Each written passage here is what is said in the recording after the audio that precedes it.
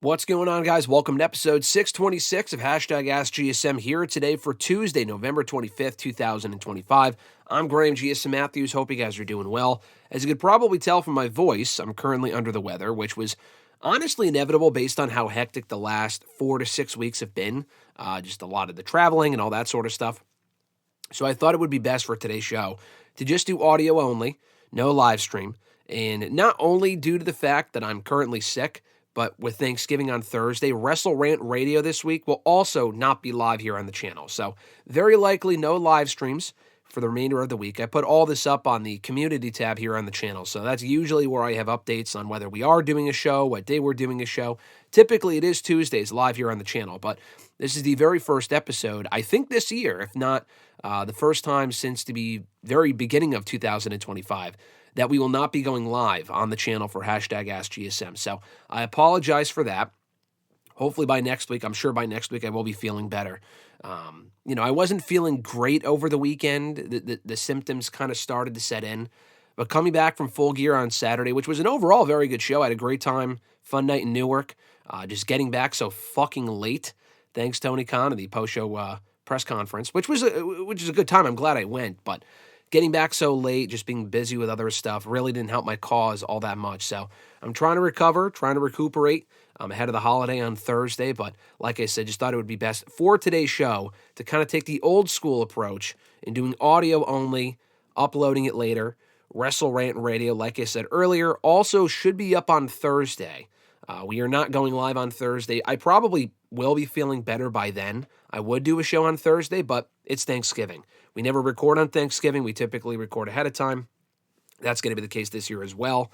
And Mr. Marceau and I are pre-recording the show early on in the morning on Wednesday. So instead of going live on Wednesday morning, and by that point I'm sure I still will be sick in less than 24 hours from when I'm recording this, we're just going to pre-record it. I'll have the show up very likely in audio form on Thursday at some point on Thanksgiving itself.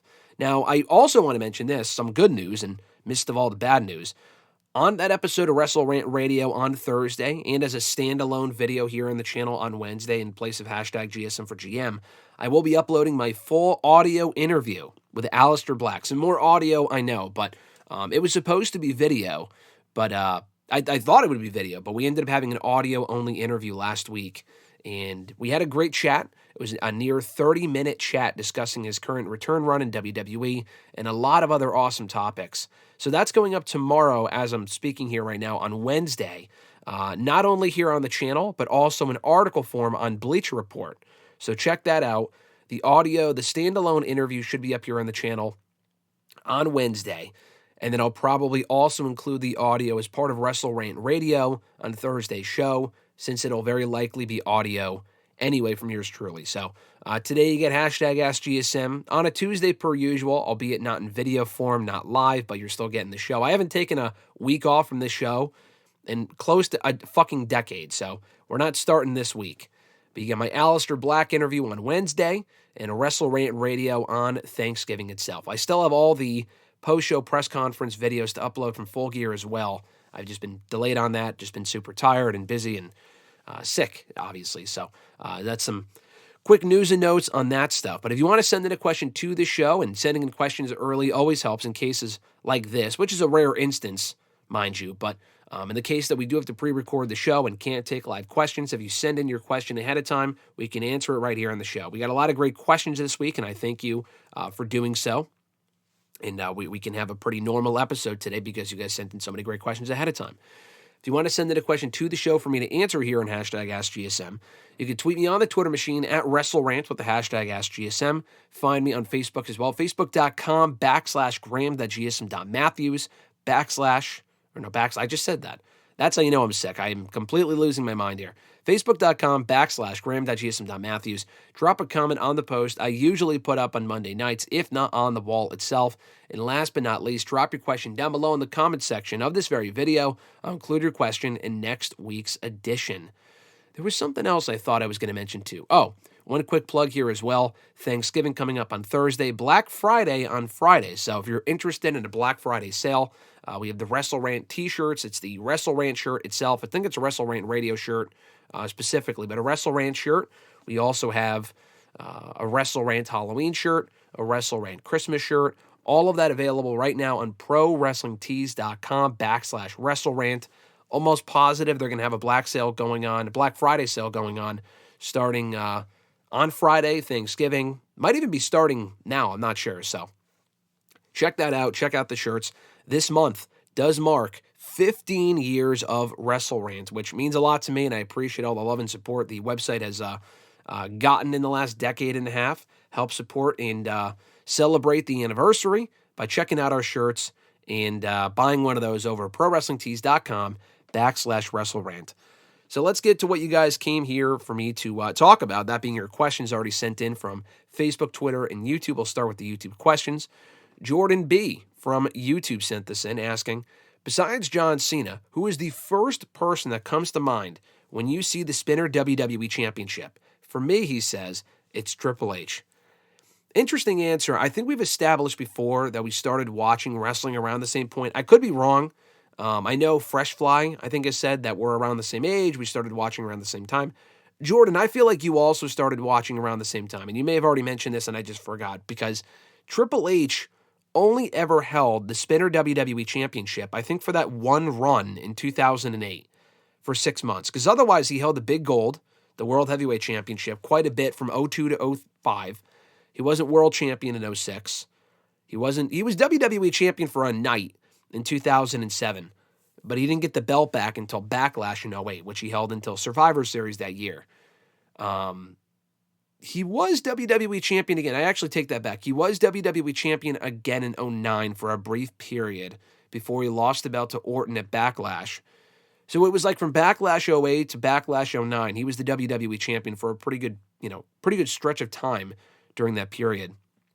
And then after that, he challenged for the championship quite a bit, but he did not win it, and then he went part-time in 2010. So, yeah, I mean, Triple H is an interesting one. For me, I might go CM Punk just because he held that Spinner Championship for so long. And then, of course, typically, CM Punk had said during his 434-day run multiple times how much he would like to change that design, how he wasn't a fan of it, how it was outdated, blah, blah, blah. And literally a month after he fucking dropped it was when they changed it, when The Rock won it, and then retained against Punk at Elimination Chamber. They changed the design in February of 2013. Not the best design, but a better design. And the Spinner belt was always cool for Cena. It was custom-made for Cena, but they kept it around for close to a decade because it sold so many toys and all that other sort of shit. And it looked gaudy. It looked stupid. So anyway, I am surprised that the Triple H is the person that you think of. For me, it probably would be CM Punk, as he held it for so long from 2011 through early 2013. I'm not sure who else would come to mind. Edge, maybe, but he only really held it in 06, and I wasn't watching at that point. Maybe Randy Orton. Randy Orton held that Spinner belt a lot from 2007 through 2010. So you know what? My answer might be Randy Orton. I feel like he held it the most. He was involved in that main event mix quite a bit, specifically in 2009. And he probably held it more than anyone aside from John Cena himself. So I'll go with Randy Orton. Fresh Fly mentioned him earlier. His first question from YouTube was, can you start streaming live while watching Raw? Because seeing your reaction to John Cena coming and pushing Brock Lesnar last night to fall would have been hilarious. So what he's referring to was the very end of Raw, which I did not watch live last night, which is probably, to answer your question, why I will never watch Raw or live stream my reaction to Raw. Because rarely, honestly, at this point, I was at Raw the last 2 weeks. This week, I was not there, obviously, but I didn't watch live. I was going to watch after the fact. I ended up just watching this morning because I wasn't feeling well. We watched that Thanksgiving 2023 movie, that horror movie, and we caught up on Welcome to Derry. Good show. But, yeah, that's probably why I would never stream the show live, or at least watching it live, because it's not too long. I mean, it's better at 2.5 hours than it was at 3 hours. And I enjoy Raw most weeks, but it's just too much energy I'm not willing to exude. But anyway, what he's referring to is at the very end of Raw on Monday, Brock Lesnar came out for that final men's WarGames hype segment, and he fell on his ass. And he flipped over, went to the ring anyway, all jovial, trying to play it off. I mean, this guy, since he's been back, has been embarrassed at least twice. He had his pants ripped on SmackDown back in September. Now he's falling on his ass during his entrance, and God bless him, he's taking it in stride. But that was a pretty fucking funny moment on Raw last night. Now people are calling him the Brockmaster instead of the Shockmaster, which was a pretty great nickname. So, yeah, that was one of the better parts of Raw on Monday night. His second question, will you be purchasing and playing Battlefield 6 or Black Ops 7? No, I will not be playing or purchasing either one of those games. I think I played Black Ops years and years and years ago. I know I played Gears of War. I played one of those games with my brother like 15 years ago on my brother's Xbox at the time. I think it might have been Black Ops. I want to say, or no, it was Call of Duty. Is that Black Ops and Call of Duty the same thing? I don't think so, right? Aren't they two different things? Maybe it's the same thing. I don't know. But if it is, I've played Call of Duty before. I've never played Battlefield. I played Gears of War maybe once or twice. Those games don't really interest me, to be honest with you. I love Battlefront. Battlefront, the Star Wars video game. I played the newer version a few times. I kind of prefer the old PS2 version. I like those games. Battlefield, Black Ops, not so much. Alexis might buy one of them. She's more of a gamer than I am at this point. I don't think so, though. She probably would not get either one of them either. Noel from Facebook. Their first question was, first and foremost, happy early Thanksgiving to everyone. Thank you, Noel. I appreciate that. They said, do you think this Nikki Bella feud has hurt Stephanie Vacchier a little bit? I don't think it's hurt her. I mean, Stephanie's been she's been given direction. Like, she's not really directionless. Like, when she won the championship, she immediately had that Crown Jewel champion versus champion match at Crown Jewel against Stephanie, or rather, Tiffany. Stephanie faced Tiffany. That was the match that we got. And she beat Tiffany on that show as well. Kind of a meaningless match. I enjoyed the match. It was whatever. And then she went right into feuding with the Judgment Days, Roxanne Perez and Raquel Rodriguez, who she beat. She beat both women, but she beat Raquel to retain the title 2 weeks ago. So as soon as she was done with that, Nikki Bella turned on her, which they've been teasing for months because they've been such, chummy best friends and whatnot. And now Nikki Bella turned on her. So it was always the logical direction to go in. I'm not going to sit here and say it's a feud that overly excites me, but it makes sense. It keeps Stephanie busy. Nikki's a notable name. And Stephanie beating her keeps her busy. Another name for her to beat. And, it's a nice use of Nikki Bella in the meantime, who really hasn't done a whole lot since being back. But, she's on the show being utilized as an enhancement talent, putting over, hopefully soon to be Stephanie, but Raquel and Roxanne, Asuka, Becky Lynch, among others. So I've had no issues really with the way that Becky Lynch, or rather Nikki Bella, has been used since being back. She's had some decent matches. As a heel, we'll see how she fares. I didn't think the promo segment last week, with Stephanie and her was all that great.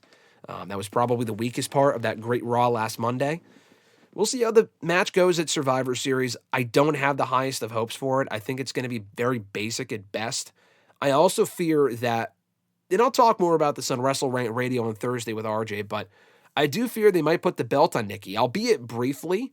It won't be a long run, the same way she had a year-long run as Divas champion a decade ago. I do fear they might put the championship on her, only to have Stephanie chase and get it back, which wouldn't be the worst thing. But Nikki Bella is far inferior in the ring to almost every other woman on that roster in 2025. I don't really need to see a Stephanie title loss and a Nikki Bella title win on Saturday. I'd rather Stephanie just hold on to it. Maybe they do a non-finish. I don't think Survivor Series is it. I think this is really just the beginning of their feud. I would be surprised if Stephanie beat her decisively and that was it. Even if she does beat her decisively, I would expect a rematch. I fear Brie Bella might come back and help Nikki win. That would be the last thing that I want. But if you keep Brie Bella out of the ring most of the time and she's just kind of relegated to cheerleader mode for Nikki, still not great. I didn't love it when they did her, Nikki, and Ronda back in 2018, but it'd be one way to utilize Nikki, I suppose. It's fine. So I don't think it's really hurt Stephanie. She's still over. She's not quite as hot as she was a couple months ago, I would argue. I feel like she had a bit more momentum actually before she won the Women's World Championship. And we had this discussion recently as far as, is it too much too soon? Is she being overpushed? I wouldn't say that quite yet.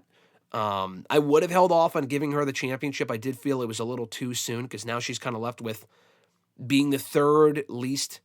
Like, she's not the most important woman on the show, despite being the Women's World Champion. The Becky Lynch stuff is more important and more interesting than anything Stephanie's done recently. What they got going on with Becky and AJ, the Kabuki Warriors, and Rhea Ripley and Io Sky.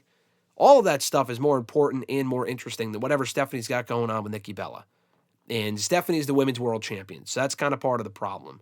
So hopefully they can kind of figure it out and have a good feud, and Nikki doesn't win the championship, and they got to get Stephanie some more real, legitimate competition.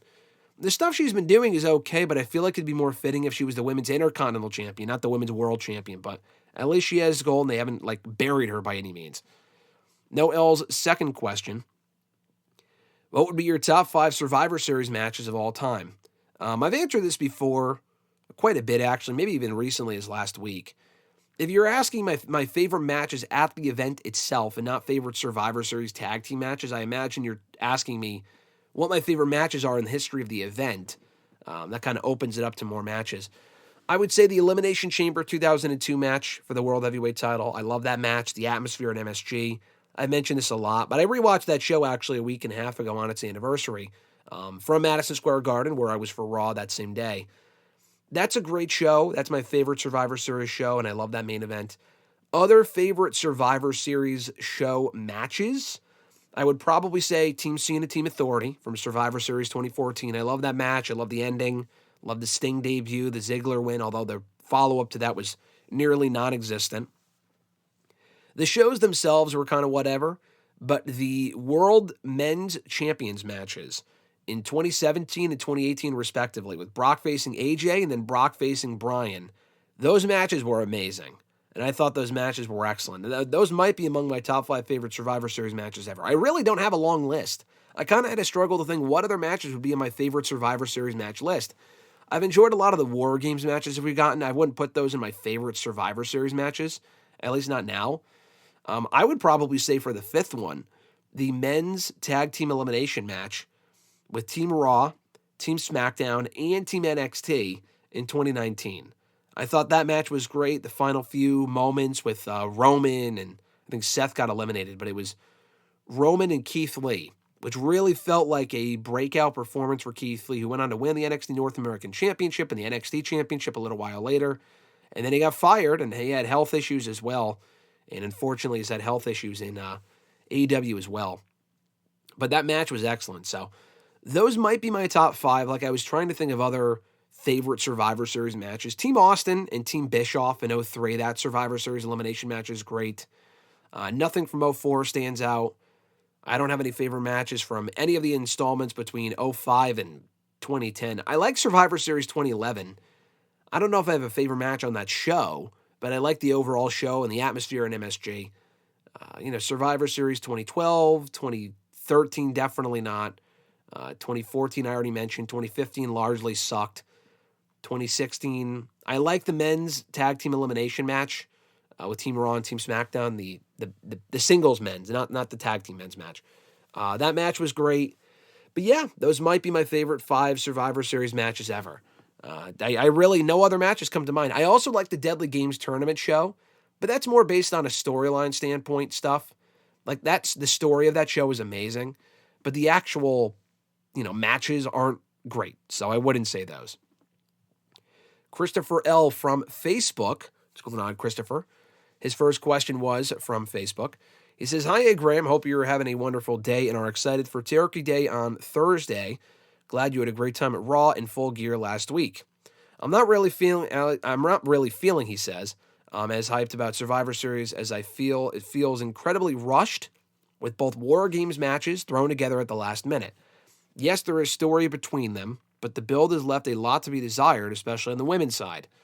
I know you love the closing angle to last week's episode, but I found it rushed and really forced. A generic WWE brawl with Brock and Roman thrown in there. The Stephanie-Nikki feud feels empty. And Dominic Mysterio versus Cena feels like a match they should have done earlier, but threw it in there because Dom is a San Diego kid, and they want him on the show for the IC title, and to probably correct the mistake they made last week with Cena winning the belt. Do you agree the build has been lackluster? Can they over-deliver Saturday, and is the WarGames match starting to feel irrelevant because none of the rivalries feel hot enough to warrant the match? I largely agree. I think the show on Saturday should be good. Am I overly excited for it? No. I'm only excited for the men's WarGames match because of the star power involved. I've said this before, but like the actual build to the match, I thought the brawl last week was amazing, like you said. What they did last night was clearly weaker. It was fine, but it really kind of paled in comparison to what we got the week before. it also just feels very rushed and very random, to your credit. I mean, why the fuck is Cody Rhodes in a WarGames match with the Vision? It would make more sense if Rollins was even in there, but he's not. And I don't think Cody Rhodes was the original plan anyway. Rollins getting hurt kind of fucked up their plans. But even if they went with the proposed Meltzer idea, and they did go with the Meltzer proposed women's WarGames match, which kind of came together fairly well, I still think it would make more sense for the women's match to have Bayley and Lyra on one side and the Judgment Day on the other side with Roxanne and Raquel. Like Lash being in there and her feuding with Charlotte and Alexa, even though they're not the tag team champions anymore, is kind of fucking random. Nia Jax, same thing. You know, Io Sky, Rhea, the Kabuki Warriors, that stuff makes sense. They have no affiliation, though, with Becky Lynch and AJ Lee, at least not until last week. So, yeah, the WarGames build has gotten very generic in recent years, really since the beginning. But it was kind of like a novelty act initially because we had never seen it on the main roster before. But the insistence to do a men's and women's one every single year when they're not necessary, and even just to do one of them, let alone both, is incredibly unnecessary. And it does devalue the concept for sure, like you said. And it's not, WarGames, in my opinion, is not starting to feel irrelevant. It is irrelevant. And irrelevant might not be the right term because they are trying to give Survivor Series some real oomph by giving WarGames, by making WarGames the staple stipulation of that show. Survivor Series has always been the weakest of the big four pay-per-views. An underrated pay-per-view at times, but even before WarGames, it wasn't like this great concept. I will take the WarGames shit over Raw versus SmackDown. That shit sucked and only really worked for like a year, maybe two. But for the most part, that concept wore out its welcome as well, especially with no stakes. No one gave a shit. There's no real brain split alive anyway that anyone really gives a shit about. So the WarGames stuff is whatever. It's more about the quality of matches. But the women's WarGames match last year, in the ring anyway, was fucking terrible. I thought that match sucked. The men's WarGames match was a lot better. And that build made more sense because you had the Bloodline versus the new Bloodline versus the old Bloodline. That made sense. But this year, it's just a bunch of random people. It feels like they're just kind of going for all-star teams, which is cool on paper, but the build itself has suffered. As for the rest of the card, there really are only two other matches. They have the two WarGames matches and then two other matches, which are, as you mentioned, Nikki and Stephanie, which, like I said, as we talked about before, not a match I'm overly excited for, not a match I'm, just seething at the mouth, salivating, like, oh my God, I can't wait for Nikki Bella versus Stephanie Vaquer. It'll be fine, I'm sure. Stephanie's awesome, and she'll probably carry Nikki to a competent match, but it's not a match I'm overly looking forward to. I would have rather they held off on that for another couple weeks. Now, I guess they wouldn't do it at Saturday Night's Main Event because that show will be about John Cena's final match, and then also main roster exhibitions with NXT. So I guess it can't happen on that show. But that would have made more sense because Nikki just turned on Stephanie 2 weeks ago. So to rush into them facing each other, with Nikki having done nothing to earn that opportunity, having lost for months now, is definitely rushed and forced, like you said. And then for Cena and Dom, we just got it on Raw, and it's not like the match the first time was anything overly amazing. I am not a fan, although I would rather the belt go back to Dom than having Cena hold on to it until his final match, which is very unnecessary, because most likely his final opponent will end up being Gunther. And Gunther should win, and Gunther does not need the Intercontinental Championship again anytime soon, after that incredible run he wrapped up a year and a half ago. Now, it wasn't like last week, but I still would not put the belt on him again anytime soon. Anyway, putting the belt back on Dom makes more sense than giving it to, like, Gunther, but I wouldn't have taken the belt off of Dom in the first place. Doing Dom and Cena is fine, but to do it twice, and it's not like it was this barn burner the first time, I'm not a fan of it. I feel like it's a waste of a John Cena match on this retirement tour. I would have rather they done something we haven't seen already, but it's going to be all about the moment, allowing Dom to beat John Cena. They could have just easily had Dom beat Cena and have that be it. Like, they didn't have to do Cena winning one, then Dom winning one. For what? Just so John Cena can win the Intercontinental Championship? I say, who gives a shit? There are people who do care about that sort of stuff. I personally don't. Just to pad Cena's resume and his accolades and whatnot. Dom will be able to beat Cena, but he could have beaten Cena anyway. He didn't have to give Cena the championship. He could have challenged Dom at Survivor Series, and Dom could have won. But anyway, that's like a fine attraction match, but we just saw it on Raw recently. So yeah, on paper, this Survivor Series card isn't exactly standing out to me or screaming special. Like, at least last year. I thought last year's show was actually very good overall. But last year, I forgot what else rather. Excuse me, what else was on the undercard? I know LA Knight and Shinsuke they did, which was whatever. And Shinsuke won, which was, again, whatever. But the triple threat match was awesome between Braun Breaker, Sheamus, and Ludwig Kaiser for the Intercontinental Championship. That was a show stealer. None of these matches, I mean, like, again, the men's WarGames I think will be good. Women's WarGames hopefully will be better than last year. I don't think Dom and Cena will be a show stealer. I don't think Stephanie and Nikki Bella by any means will be a show stealer. Cena and Dom might be fun for the environment, but as a match, I don't expect it to be anything special. So we'll see what happens with the show on Saturday. I'm looking forward to it to a certain degree. I feel like Crown Jewel on paper was a better show.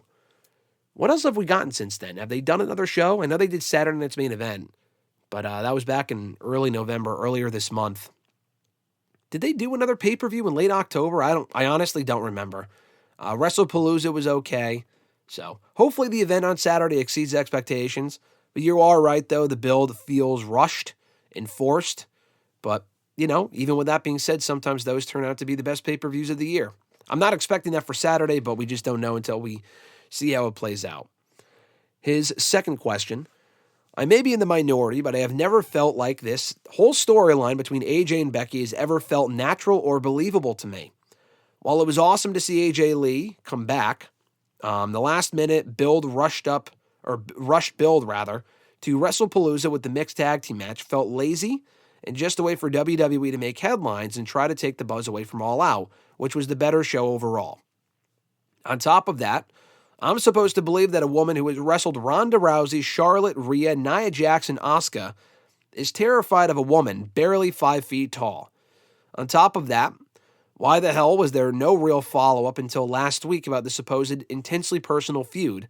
It's just something I find a little ridiculous, but both women have played their parts fine, so I don't hate it. The WWE rushed this storyline without really adding any meat to the bone, and how do you see this feud ending? Or will it be like poetry and Triple H will book this for years, just like the rivalry of their husbands? I don't see this going on for years. Becky could very well get the belt back. I honestly would not do that. I would keep the belt on Maxine Dupree. Would I keep the belt on Maxine Dupree for 6 months? No, not necessarily. But we saw the challengers teased last night. They had Ivy Nile interact with her, which no one gave a fuck about. But you could try to do that match on Raw one of these weeks. They used to be tag team partners. Have Maxine Dupree beat Ivy Nile, whether the championship is on the line or not. That's one. You also have Natalya. Now, I would not put the belt on Natalya personally, but Natalya has been the most recent ally of Maxine Dupree on television. She's been kind of like an ally to the Alpha Academy. I saw Sean Ross Sapp say recently that we could see the indie version of Natty on WWE TV at some point. And that was the first thing I thought of when I saw Maxine on the show last night backstage. And they had mentioned that Natalya will be at Raw next week to congratulate Maxine or whatever. That could be where Natty turns on her. And maybe we start to see that Natty from the other promotions, from NWA and GCW and Bloodsport and all this other sort of shit, pop up. I think that'd be cool. I'd be totally down for that. So I wouldn't put the belt on Natty. Ultimately, I think the belt should go to Roxanne Perez. I've said that before. They teased that last night with Roxanne interacting with Maxine. I would not have Maxine be beating Roxanne in their first match. Like, soon I would build up to that a little bit longer and then put the belt on Roxanne in January or, maybe end of next month, February latest. Roxanne can walk into WrestleMania as champion. Would she have a WrestleMania match as champion? Probably not. Let's face it, probably not. But anyway, what I'm trying to say is that has nothing to do with your question. I would not put the belt back on Becky. I would do Becky and AJ, but I don't think this feud has to wrap up at WrestleMania. It very well might. I don't think it has to go on beyond WrestleMania. That for fucking sure. We don't know how good the match will be one-on-one. I thought we got it all out. The same day's event, WrestlePalooza, was entertaining. We'll see AJ Lee in WarGames this weekend.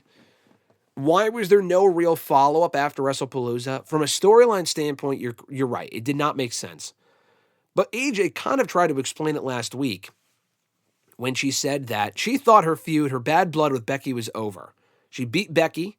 She actually pinned Becky or forced her to tap out or whatever in that mixed tag at WrestlePalooza.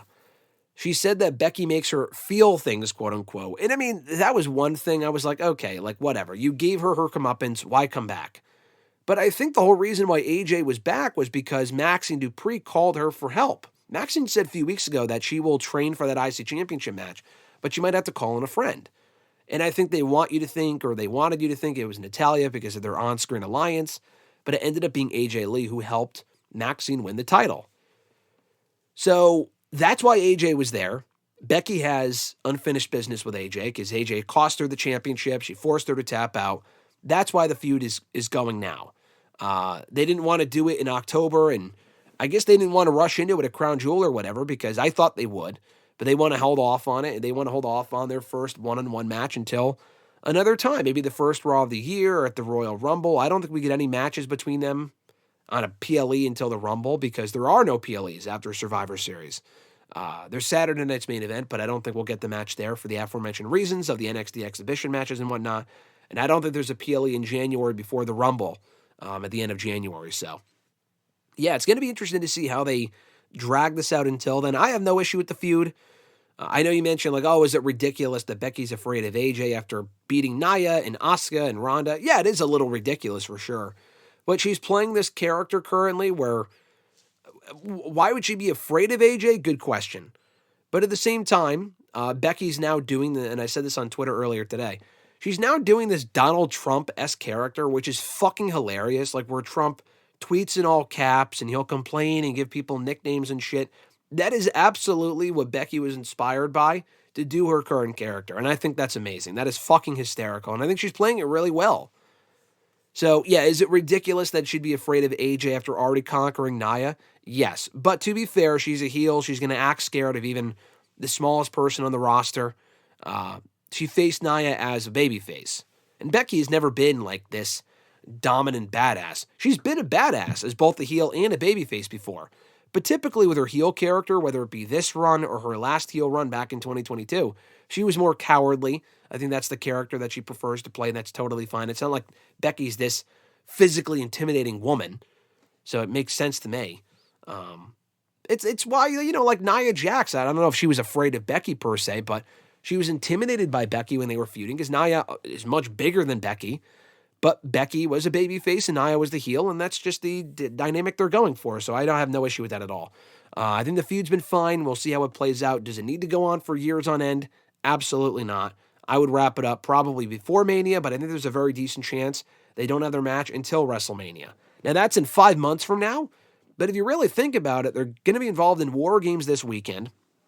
There's no PLEs before the Rumble. They could have their first match on Raw, yes, and they very well might. But after that is the Royal Rumble. They can interact in the Rumble. Becky can take her out again, and then AJ returns in the Rumble, whatever. And then they build to a match between the two at WrestleMania. So I don't think it's completely out of the realm of possibility that they hold off until WrestleMania to do that match. Would I do that personally? No. But if they can keep it interesting, and so far it has been, then I have no issue with it. Your next question, why do people bash AEW for their constant trope of blood, but WWE and NXT do not get the same ridicule for the amount of brawling that is done on their shows? I don't know if that's necessarily, I mean, you are right that WWE does a lot of brawling. I mean, you've talked about this, you've brought this up to me, and you're not wrong. There's a lot of brawling, specifically on NXT. I mean, the brawling in NXT is fucking ridiculous. I think I've seen that spot where someone gets tackled through the side of that platform in NXT at Full Sail or the fucking Performance Center, whatever, what feels like a million times. So they do a lot of brawling. It's lazy, but the blood, it's just that the brawling would not mean more. That's the thing. I feel like people should obviously complain more about the WWE stuff than I think people tend to. Although I've seen a lot of people take issue with the amount of brawling on WWE television because it's not like they're sitting there saying it's exciting. I said this earlier, but like the brawl that we got last night, we got more fucking brawling with the men and the women. I won't remember that a day from now. The actual segment was fine, but I thought last week's brawl with the men was way better to close out Raw. But we do get a lot of brawling. With the blood in AEW, they do it like fucking 3 times in the same show. Now, granted, it was with a pay-per-view. But the blood at All Out, or I keep saying All Out for some reason, because it's because you mentioned it earlier. All the blood at Full Gear was ridiculous. I mean, you can maybe justify it for one match, but the amount of blood that Samoa Joe was bleeding within 5 minutes of a fucking cage match that went like 12 minutes was completely ridiculous. And honestly, it would have meant more had they not done blood and had Mark Briscoe bleed a gusher and Kyle Fletcher and Kyle O'Reilly and John Moxley with the fork bullshit. It's like copy and paste. It's the same shit. Now, I would love to know Tony Khan's mindset. Like, does he want to be a modern day ECW where they were doing that shit all the time? I just, also doing those matches back to back. They did Kyle O'Reilly and John Moxley right before Briscoe and Fletcher. And it's not as if the issues that these men have with each other are worthy of the amount of blood they're bleeding in these matches or the stipulation. Like, it's a no DQ match. Why? O'Reilly and Moxley just had blood and guts a week and a half ago. Why the fuck are we doing this again a week and a half later? It's not special. Brawling should mean more, but blood to me, it's not like it's disgusting or something. It should mean a lot more than what it does. When you do too much of it, it means less. That goes for anything in wrestling. That goes for anything in general in life. But with blood specifically, people don't look at brawls in wrestling and say to themselves, oh, brawls are so exciting. They can be when they're done sparringly. But the basic brawls we get on WWE TV, they're fucking formulaic and a lot of the times whatever. But it's not like if they did them less, they'd be this grand spectacle the same way that blood can really add to a match. Blood can really make a match stand out and make matches seem like all-timers if they're used in the right circumstances. Brawling is one thing. It's the same thing like with WWE and the fucking spear through the barricade. We see it legitimately once a week at this point on television, if not twice. Always on Raw, sometimes on SmackDown, usually in NXT as well. We see it constantly in this company. And that's not really all that special anymore. But if I had to take a pick between what I would rather see in a match, a spear through a barricade or blood, it would be blood for the right reasons and the right circumstances. But the AEW matches just utilize it way too fucking much to the point where it doesn't mean anything. So I can see what you're saying, but I think WWE's constant trope of blood is worse than WWE relying on the brawls more often than they should, at least in my opinion. His next question, what are your thoughts on Tony Khan's second interview with Ariel Helwani? I felt he came off very well and mature in this one with several of the questions and very authentic when discussing Adam Cole. What about you? I'm not going to sit here and wax poetic about the fucking interview. I thought it was fine. I didn't think it was great. I did think it was a vast improvement over the first one. Tony did answer more. He didn't answer everything, but he kind of also said a lot without saying much. Like if you read between the lines of certain answers that he gave, it kind of made it seem like, you could kind of gauge his answers from what he did say and what he did not say. But I thought the overall interview was good. He still does do a lot of the promotional, Collision's great, and our ratings are great, and this is going to be great. That shit's fucking annoying. WWE does it too. Triple H does it a lot.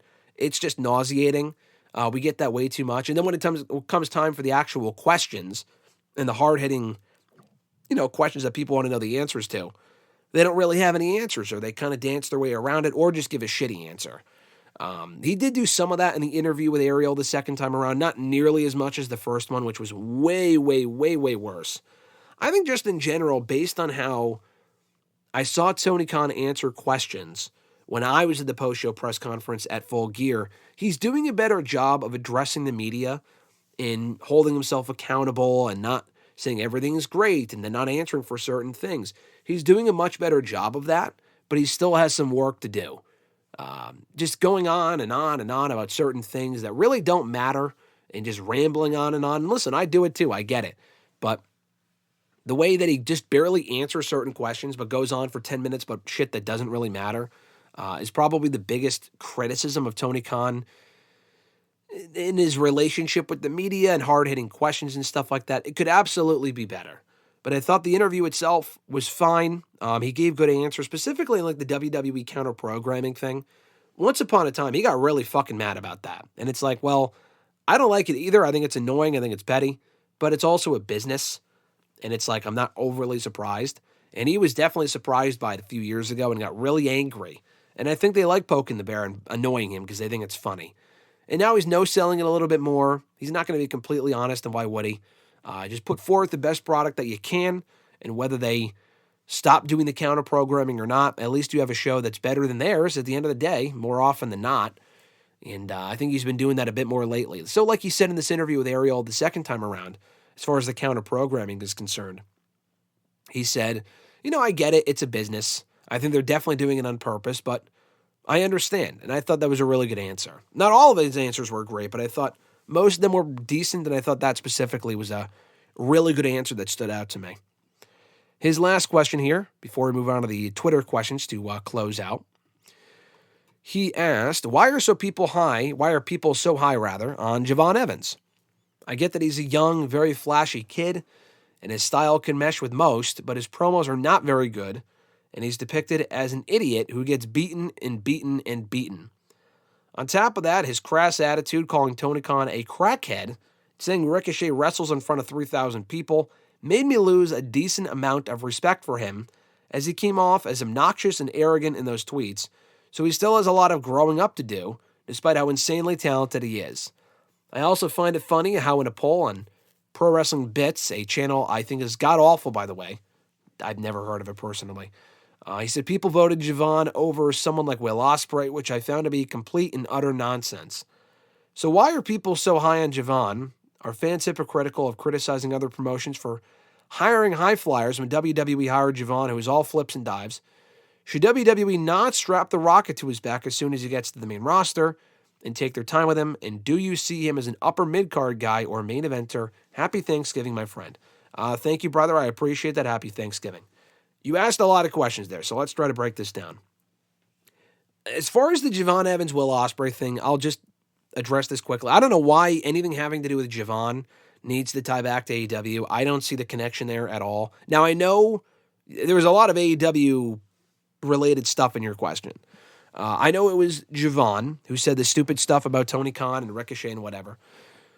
The Tony Khan thing he definitely should not have said, because if there comes a time where he gets fired from WWE, he's going to regret making that comment because he might have to work for him at some point. He also actually already did a couple dark matches for AEW, I think on Dark or whatever, a few years ago, under his indie name or something. The Ricochet comment was funny because Ricochet, his Twitter usage is fucking annoying. Like the way he uses social media is annoying, but he's also a heel. He's trying to be annoying on purpose. He wasn't doing this before. He's doing it now that he's a heel. I get it. It's a character. It's a bit. Excuse me. He does it on purpose. Javon bit. I mentioned bit. He bit on the character, and he took the bait, and he sounded like an idiot. Ricochet was clearly, what he said was dumb, but I forgot even what it was. Maybe it wasn't all that dumb, but Javon didn't really understand that he was playing a character and took it as real, took it seriously, and made a stupid comment of his own. So, he's also at the same time, I gotta, make mention of this. He's only 21 years old. He's a fucking child. He was coming out doing the 6'7" meme. This is a literal, he's not a literal child, but he's 21 years old. So I can't say I'm surprised. Will he mature? Should he mature? Yes. But he's also only 21, so I'm not going to hold that against him. And hopefully he learned his lesson. WWE told him, hey, maybe don't make those sort of comments. It's not something that's all that smart. Doesn't make you look good. Let's not do that. The Will Ospreay thing is fucking random. I don't know of a channel called Pro Wrestling Bits. I've never heard of it personally. Why would they even have a poll comparing Will Ospreay to Javon Evans? They're both great in their own ways. What's the point of even comparing them? Will Ospreay is more of a complete package than Javon Evans. I think Javon is awesome. And I've become really high on Javon in the last year from what I've seen of his work in NXT and now on the main roster and in AAA and all these other promotions. He's had an amazing year. And I hope he wins gold at some point. He does get beat a lot, but it's almost like the Rey Mysterio thing where it hardly matters because people still believe in him. He's still over, and he always looks amazing in defeat. Now, he does have to win when it matters most at some point, of course. But it feels like he's won a fair amount of matches that have earned him opportunities at the NXT Championship, the tag titles, the X Division Championship. He beat Ethan Page earlier this year while they were feuding. He beat Trick Williams to earn that opportunity at the NXT Championship not too long ago. I could see him winning a Deadline in the Iron Survivor Challenge. So, anyway, I think Javon's awesome. Are his mic skills a work in progress? Yes. I think his mic skills have actually improved. His promos, initially about a year ago, were really not that good at all. but I think he's improved a lot. He comes across as authentic. Like, he comes across as a very likable, charismatic kid. And I think that's why people gravitate towards Javon. And also for the reason that you don't see what he can do in the ring, very few other people can, but you don't see what he can do in the ring very often in WWE. You see it a lot in AEW. And are fans hypocritical of, being high on him while AEW, that's stupid. In my opinion, that's dumb because, yes, Javon Evans is a high flyer. That's great. That's exactly what WWE needs more of. More exciting offense, youth. AEW has their fair share of high flyers. There's nothing wrong with their high flyers. They have a lot of great high flyers. They might have too many of them, but that's just the style that AEW goes for. I don't think there's anything wrong with high flying. People that don't like it, if you don't like it, whatever, but there's nothing wrong with having high flyers on your roster. WWE's got a lot of great high flyers, not nearly as many as AEW, but that's just they favor other aspects of wrestling more than AEW does, and they have less of them on their show, which is completely fine. AEW having as many as they do is completely fine. When you do crazy shit all the time, it becomes less special, to go back to what we were talking about earlier. What we see from Javon, we don't see all that often. There is shit in WWE they do way too often to the point where it means nothing. There is that. But with Javon, he's a very exciting performer to watch. He's a spectacle in the ring, and you can get people to believe in him whether they know who he is or not. Going into that Raw match last week with Gunther, I would probably tell you most of that crowd was not overly familiar with Javon Evans, but they were believing in him by the end of that match. They went in there and had this awesome fucking television match that I got to be there for and really enjoyed it. I was there for Javon versus Gunther. I was there for Javon versus Leon Slater. And I was there for Javon versus Obafemi from Heatwave. All in the last 3 months. All 3 of those matches were fucking awesome and have really sold me on Javon Evans, even more than I already was. So I've said before, people have asked, do I see Javon Evans as a world champion? My answer was a hard no. But honestly, the more that I see him work, he could end up having like an underdog Rey Mysterio level run where he's not world champion forever. But like, if people can really rally behind him the same way they rallied behind Kofi Kingston, or Daniel Bryan was like a world champion caliber performer, but Kofi and some other underdog, like a Jey Uso. Jey Uso also just got really over for other reasons as well. But if someone like a Kofi or a Jey Uso or whatever, a Rey Mysterio could be world champion, Javon Evans, not going to completely rule it out. Ultimately, though, I think he would settle into a mid-card role on either Raw or SmackDown, hopefully in the not-too-distant future. He should win gold in NXT first, and I don't think he has. I don't think he's yet to win any championships in NXT.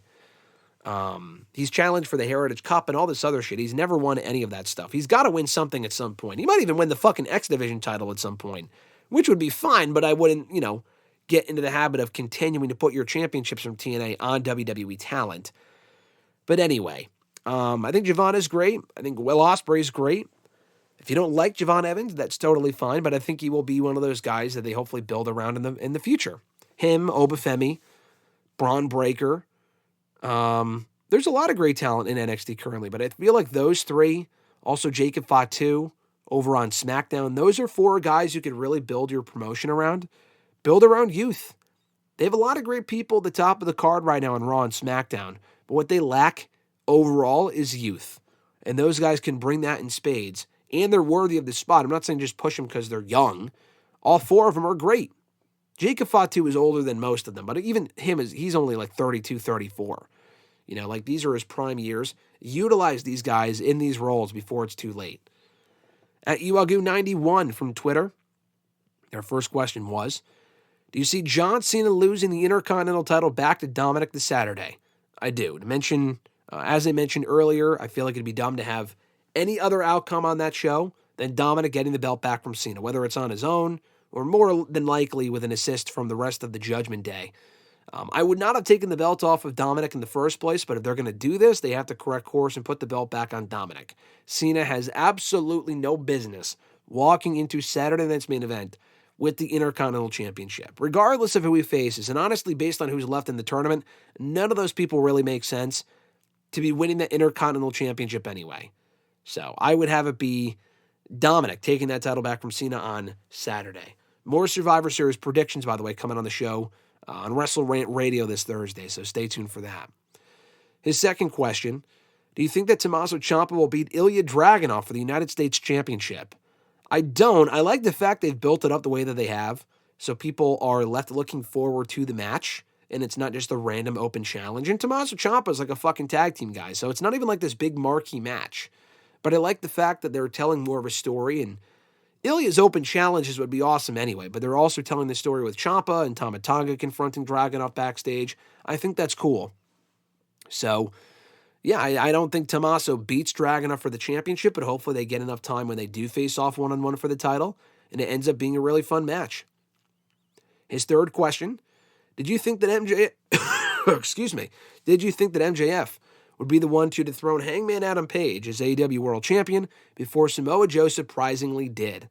Yeah, that Samoa Joe title win really took me by surprise.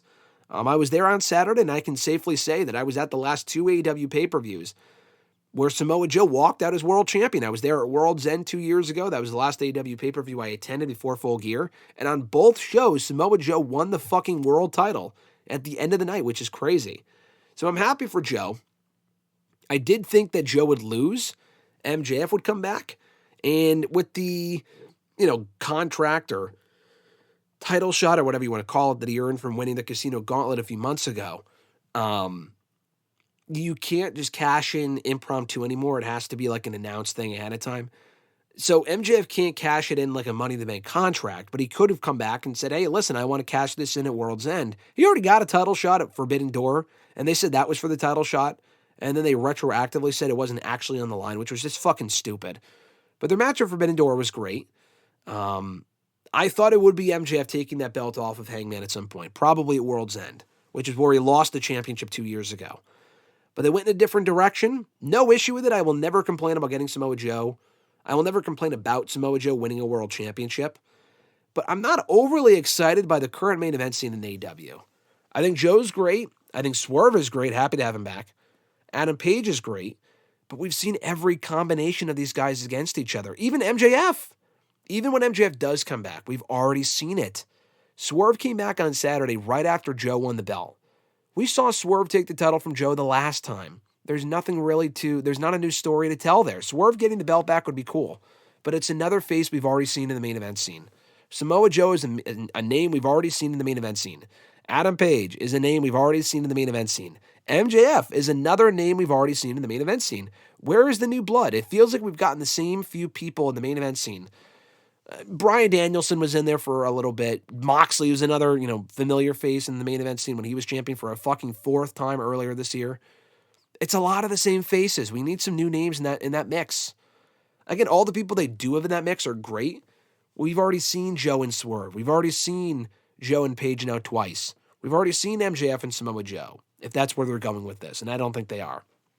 Swerve and Adam Page, we've already seen a whole bunch. They already completed their story as opponents. So where are we going with this that makes you want to see something? I mean, I feel like MJF and Swerve we haven't seen yet, so that would be something new. But MJF has to come back first. But even if it's Swerve taking the title from Joe, it's like, we already saw that. That's not interesting to me. So I thought the ending of Full Gear was great, but it didn't really leave me looking forward to whatever's next because it's already been done. It just kind of feels like we're going through the motions again, and hopefully that will change soon. Last question from @millennial_noob here from Twitter. They asked, what are your excitement levels for both the men's and women's WarGames matches this year? For me, with the men's side, he says, 9 out of 10. The segments are crazy and the brawls are wild. He also said for the women's side, 7 out of 10. All promos and some brawls here and there. So like I mentioned earlier, I already criticized the builds for the respective WarGames matches this year. The men's one I'm more excited for just because it's more stacked. The women's one, both matches feel random. I mean, there's certain feuds in both WarGames that are worthy of WarGames. But like adding in Cody Rhodes and Lash Legend and people it's like, what the fuck are we doing? Like, this just feels so random. That said, I do think both matches will be good. What are my excitement levels? I would go for the men's, maybe 8 out of 10, not for the build, but rather for the star power alone. There's so many different combinations in there that we haven't seen yet, or we will be seeing again for the first time in a long time. Brock just being in a tag team match at all is very interesting to me because they've never done it before, so I think that alone is cool. And Brock hasn't been at Survivor Series since when? He left at SummerSlam 2023, so not the last 2 years. He wasn't there at Survivor Series 2022. 21, I was at that show. I don't think he was on that show. That was when he was feuding with Roman, but he wasn't on that show. Survivor Series 2020, I don't think he was there. He was gone from the company at that point. And then I think it would have been Survivor Series 2019. He had a match with Rey Mysterio on that show for the WWE title. He was at Survivor Series for a few years in a row. He faced Rey in 2019, Daniel Bryan in 2018, AJ Styles in 2017, all great matches. It was beaten by Goldberg in 90 seconds or whatever it was in 2016. So it's been 6 years, though, since his last Survivor Series match. It'll be cool to see him in WarGames this weekend. I'll go 8 out of 10 for the men. For the women, I mean, the build's been whatever. The build has not been as good, but I think it should still be a good match. That women's babyface team specifically is fucking stacked. With AJ and Rhea, Io, Flair, Bliss. That's a pretty stacked match. I'll go 7 or 6 out of 10 for the women's match because I feel like the women's WarGames matches, since they started doing them on the main roster in 2022, they rely more on weapons than they do storytelling. And the storytelling stuff can get boring, I get it, or tedious or whatever. But the men's matches made more sense, and the men's matches have always been better. I can't name a single year, at least since 2022, that they've done a men's WarGames match that was not that was worse than the women's. I feel like the women's matches are always better, or the men's matches rather are always better, and are always built better too. This year being no exception. So I'll go 6 out of 10 for the women, and 8 out of 10 for the men. And I do think both matches can be really good and exceed expectations, even better than I'm expecting them to be. If they can go in there and have a great match and aren't just about all the weapons and the fucking plunder and the furniture and shit, which we've seen far too often to the point now where it just doesn't mean anything, or at least mean as much as it should. And that's going to do it, guys, for today's episode of #AskGSM. This is an hour-long audio episode. I apologize again for not going live here today and over video as well. Still not feeling well, just from all the, hectic schedule and all the things I've had going on the last month or so. It's finally caught up to me, and I feel like, not shit, I felt worse yesterday. I feel better today. Hopefully I'm back to being 100% by the weekend. That might mean being sick for Thanksgiving, which sucks, but it is what it is. So anyway, thank you for bearing with me through today's show and my congested voice and all. I apologize for that. We should be live again next Tuesday. That might be the next time we are live here on the channel. Just to quickly recap, we will not be live for WrestleRant Radio on Thursday. We will be pre-recording the show, Mr. Marceau and I, with our Survivor Series predictions on Wednesday morning, but the episode will go up here on the channel, audio version only most likely, on Thursday, and that'll go up on Thanksgiving itself as it usually does.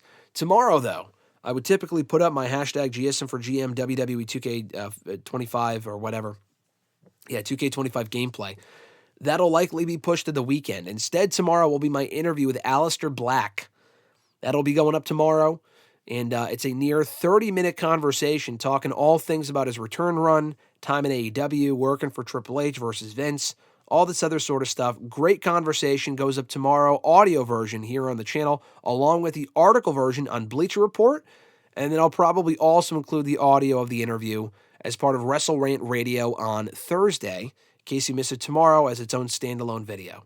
If you want to send in a question for future installments of #AskGSM, be sure to tweet me on the Twitter machine at WrestleRant with the #AskGSM. Find me on Facebook as well, facebook.com/Graham.GSM.Matthews. Drop a comment on the post I usually put up on Monday nights, if not on the wall itself.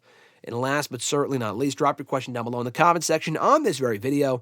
I'll include your question in next week's edition. And next week, we should be back to being live around noon, 1 o'clock p.m. Eastern time, whatever it is. So stay tuned for that. And we'll be live again next Tuesday. And we should get back on schedule after a very hectic month of November and end of October as well. Thank you guys, as always, for tuning in. Be sure to like this video, subscribe, check out our Pro Wrestling Tees Black Friday sale going on either now or soon at ProWrestlingTees.com/WrestleRant. Buy a shirt, support the brand. 15 years of WrestleRant, which is awesome. And if you let me know that you bought the shirt, send me a picture, whatever. We will shout you out here on the show, put a post up about you on social media, what have you. It would mean the world. Anyway, guys, have a great Thanksgiving on Thursday. If you're not here from the States, have a great Thursday regardless. I'm Graham GSM Matthews, and I'll catch your ass down the road.